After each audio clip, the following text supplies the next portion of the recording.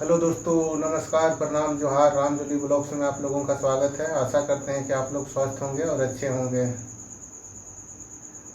दोस्तों, आज मैं जितिया व्रत कथा की कहानी सुनाने वाला हूँ। तो दोस्तों, मैं झारखंड के दक्षिणी छोटा नागपुर से बिलोंग करता हूँ। तो हम लोग के गांव तरफ जो कथा सबसे ज़्यादा चलती है चील और सियारिन की, उसी के बारे में मैं भी आप लोगों को बताऊंगा दोस्तों। और दीदी और चाची जो भी हैं, सभी लोग मेरे कथा को, मेरे कहानी को ध्यान से सुनेंगे। दोस्तों, जितिया व्रत कथा, जितिया जीवित पुत्र का ये व्रत करने का मेन मकसद है दोस्तों कि माँ अपनी बच्चा के सुख शांति और लंबी उम्र के लिए करते हैं। और जितिया व्रत कथा एक ऐसा कथा है जो थोड़ा भी गलती होने पे उसका परिणाम तुरंत दिखाई देने लगता है। अगर कोई दुर्घटना से बच जाता है तो लोगों के मुंह से यही निकलता है कि उसकी मम्मी खरजितिया उपास की होगी, तभी बच पाया। जैसे कोई एक्सीडेंट हो जाता है या कुछ भी हो जाता है। तो बिना देरी किए हुए दोस्तों, मैं बता देना चाहूँगा कि जितिया व्रत कथा आश्विन माह के कृष्ण पक्ष सप्तमी से शुरू होता है दोस्तों। सप्तमी को नहाय खाए होता है, जिसमें जो व्रत करने वाली पार्वती होती है, औरतें होती हैं, वो एकदम बिना नमक के, बिना तेल के नहाय खाया करती है। हम लोग खैसंजत बोलते हैं। और अष्टमी को निर्जला उपवास रखती है। उस दिन पानी भी नहीं पीना होता है। और उसी रात को ये कथा सुनाया जाता है, अष्टमी के रात को। और नवमी को पारण होता है दोस्तों, जिसको हम लोग विसर्जन भी बोल सकते हैं। तो चील और सियारिन की कहानी शुरू करते हैं दोस्तों। यमुना नदी के किनारे एक बहुत बड़ा पाकड़ का पेड़ था दोस्तों। उसी पाकड़ के पेड़ के ऊपर में चील रहती थी, एवं उस पेड़ के नीचे खंडहर बना हुआ था, कोढ़र जिसको बोल सकते हैं, उसी में सियारिन रहती थी। दोनों में काफ़ी दोस्ती था, दोनों सहेली थी। एक दिन वो लोग देखते हैं कि यमुना नदी के किनारे बहुत सारे औरतें नहाने के लिए आई हुई हैं, काफ़ी भीड़ लगा हुआ है। तो दोनों सहेलियाँ विचार करती है कि पता किया जाए कि क्या चीज़ का भीड़ है। सियारिन बोलती है, चील को भेजती है। चील बोलती है कि तुम जाओ। सियारिन को बोलती है, सियारिन बोलती है कि हम जाएंगे तो हमको मार देगा, इसलिए तुम जाओ उड़ के ऊपर से पता करके आओ।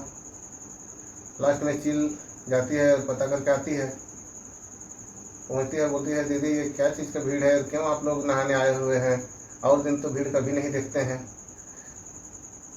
तो उसी बीच औरतों ने बोला कि आज आश्विन कृष्ण पक्ष सप्तमी है, आज हम लोग सभी नहाने आए हैं। नहा के शाम को सभी नहाए खाए, जिसमें सभी विधि को बता देते हैं औरत लोग। तो चील आ जाती है और सियारिन को बताती है। फिर दोनों सहेली विचार करती हैं कि हमें भी तब करना चाहिए जितिया व्रत। तो उन लोगों ने भी जितिया व्रत रखा। संयोगवश कंचनवटी गांव में एक समृद्ध व्यापारी का निधन हो गया, मृत्यु हो गया।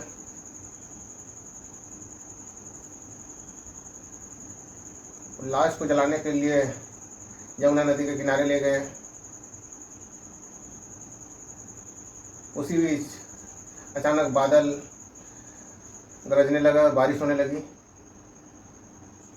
आधा लाश जला ही था कि इतना तेज बारिश हुई कि पूरा लाश भी नहीं जल पाया और आग बुझ गई।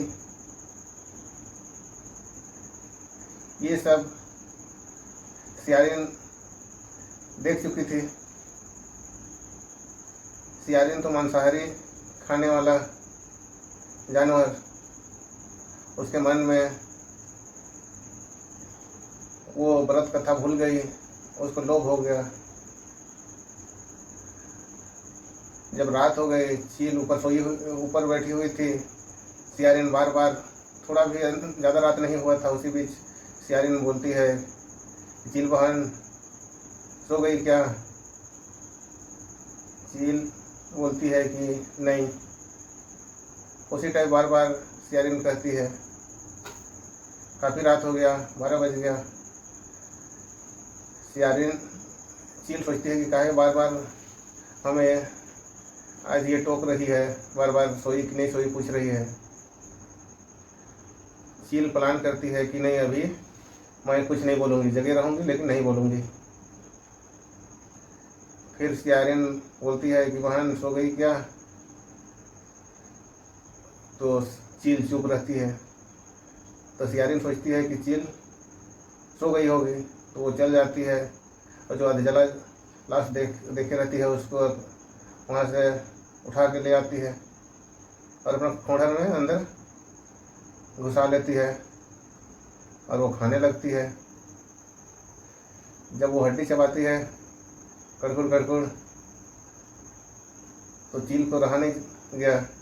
चील बोलती है कि बहन क्या आवाज़ कर रहा है, कटकुट कटकुट।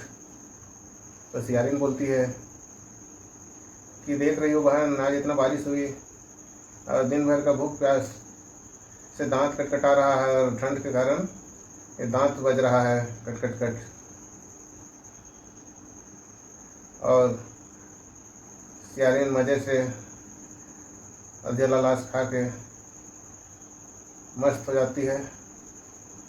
चील समझ जाती है लेकिन वो कुछ नहीं बोलती है।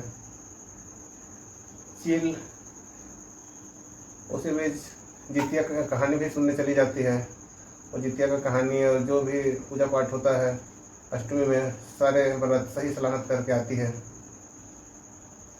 और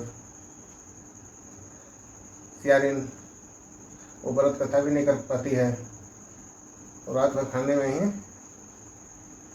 व्यस्त रहती है। फिर पारण उरण सब हो गया, सियारिन का व्रत टूट गया। काफ़ी दिन ऐसे बीत गया। चील और सियारिन की मृत्यु हो जाती है। मृत्यु हो जाने के बाद संयोगवश दोनों एक ब्राह्मण परिवार में जन्म होता है। उस ब्राह्मण का नाम भास्कर रहता है। जो भास्कर की बड़ी बेटी होती है वो चील होती है और दूसरी बेटी होती है वो सियारिन होती है। बड़ी बेटी का नाम सीलवती और छोटी बेटी का नाम कपूरावती। दोनों बढ़ते हैं और दोनों की शादी हो जाती है। सीलवती का शादी एक मंत्री से हो जाता है और कपूरावती का शादी राजा से हो जाता है। तो शादी हो जाता है, दोनों बड़े अच्छे से रहने लगते हैं। सीलवती की 7 पुत्र होते हैं और 7 बड़े हो जाते हैं।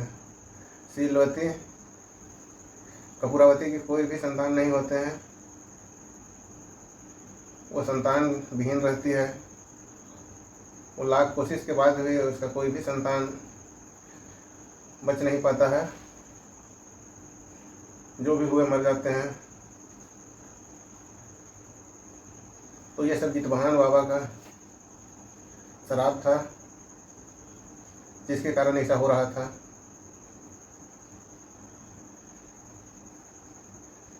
कपूरावती का शादी राजा से हुआ था और शीलवती का मंत्री से। तो शीलवती का सभी पुत्र राजा के महल में काम करने लगे। सातों पुत्र को देख के, अपना बड़ी बहन का बच्चा को देख के कपूरावती बहुत जलती थी। मन ही मन बहुत उसको गुस्सा आता था कि इसका सातों पुत्र कैसे बड़ा हो गया, मैं संतान विहीन हूँ, मेरा एक भी संतान नहीं हो रहा है। वो जलन से अपने पति को, मतलब राजा को बोल के उसको मरवाने का प्लान कर लेता है, मरवाने का सोच लेता है सातों बच्चा को। और राजा अपने पत्नी की बातों को मानकर वो सातों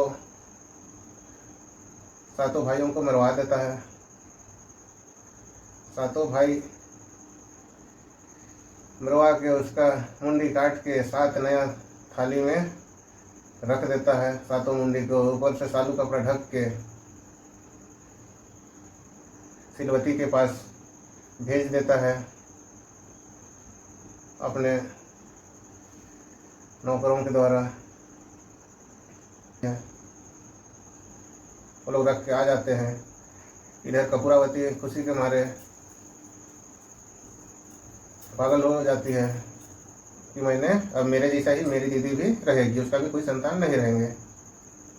ये सोच के इंतजार करते रहती है कपूरावती कि मेरी दीदी कब अपना दुख भरी कहानी मुझे बताएगी। वो इंतजार करती है कि कब शीलवती मुझे बताएगी कि मेरे सातों बेटे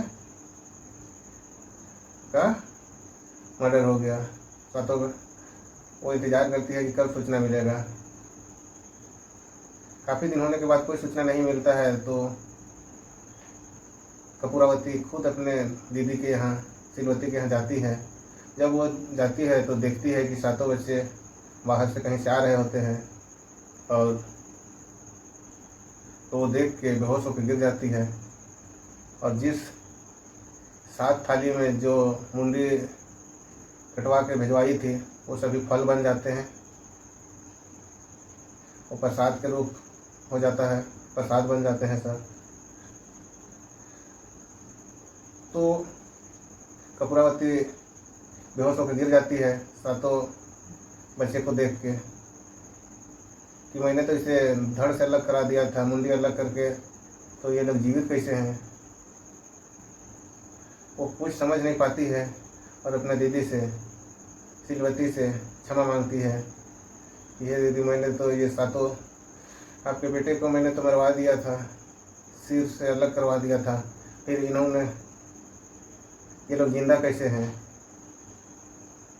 तो ये जितवाहन बाबा की कृपा से ये सब हो पाया।